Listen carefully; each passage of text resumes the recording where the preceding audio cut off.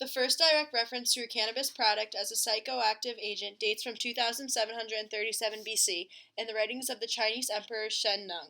The focus was on its power as a medication for rheumatoid, gout, malaria, and oddly enough, absent-mindedness. Mention was made of the intoxicating properties, but the medicinal value was considered more important. In 1970, the Controlled Substances Act classified marijuana along with heroin and LSD as a Schedule I drug, having the relatively highest abuse potential and no accepted medical use. Years later, by 1996, the United States began to legalize the use of medical marijuana, leading to its legalization in many other states, including Massachusetts today.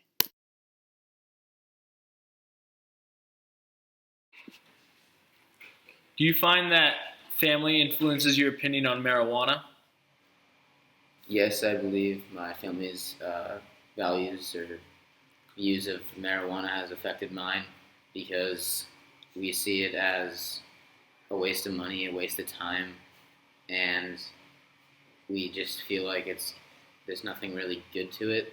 And that's been passed down to me, and it's what I believe in because I like to stay true to my family's beliefs, and we're strong together, and we kind of keep it that way, and it just helps with staying together. It helps us get along better, and also they would probably kill me if I did any of it, so that adds to it as well.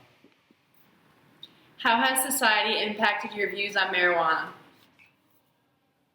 Yes, I believe society has impacted my view on it, as I want to go into law enforcement when I'm older, so it's frowned upon through them, and so that's how I view it. I frown upon it.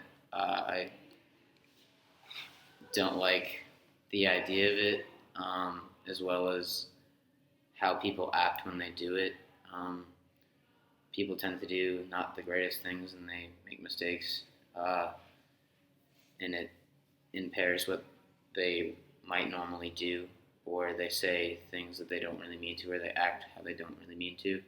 Um, so I try to mainly stick by the fact that I want to be in law enforcement, so I try to stick by their views because it's what I'm going to be living by for the rest of my life. Do you have any personal or non-personal experiences with marijuana? I believe I've had both personal and non-personal experiences with marijuana. One, don't smoke it. Two, don't plan to because the smell drives me crazy alone. Can make me nauseous and lightheaded, so I avoid it as much as I can. I've been around people smoking it. I don't really like the experience. Like I said, the smell kills me, and I sometimes don't really like the way people act when they're high. Um, Non-personal, I've had people tell me that there's kind of two sides, or there's different ways, but mainly two ways of the effects of being high. Is that you're really mellowed out, but the other thing is that your anxiety can get worse, and I fear that I don't know which one would affect me, which one I would go towards. So I don't want to end up smoking and have worse anxiety than I already do, based on stress and whatnot.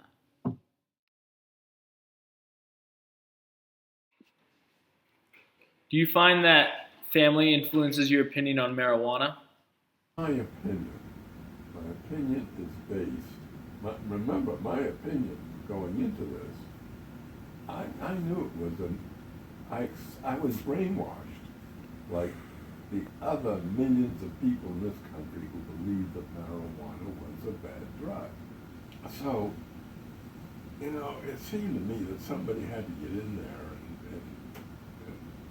and find out just whether the danger, it was for me, whether the danger justified what was being done. But what I learned, this epiphany I had, it was knowledge. It was one remarkably non-toxic. There is no other drug in the pharmacopoeia or in the world of outside drugs that is as free of toxicity as cannabis. There has never been a death anywhere in the world from cannabis. You know how many deaths there are for aspirin alone in this country? Well over 1,000. We all see that as a safe medicine. Cannabis is a safe drug and people can use it. It isn't like saying take 2 pills. It's like you have to learn how to use the senses. But it's worth the work, whether you're doing it for recreation or medicine. Colorado marijuana sales made well over $1 million. 2014 will see a $571 million profit on legal marijuana sales. The taxes are estimated to bring $67 million per year initially. $27.5 will go to school construction and $6 million will go to local governments. That leaves $33.5 million for the state to regulate stores and fund marijuana education and treatment programs. Argue that it will result in a culture of laziness and choosing to chase a marijuana high instead of pursuits like arts and literature. Only time will tell how these new laws will affect us all. What do you think will happen?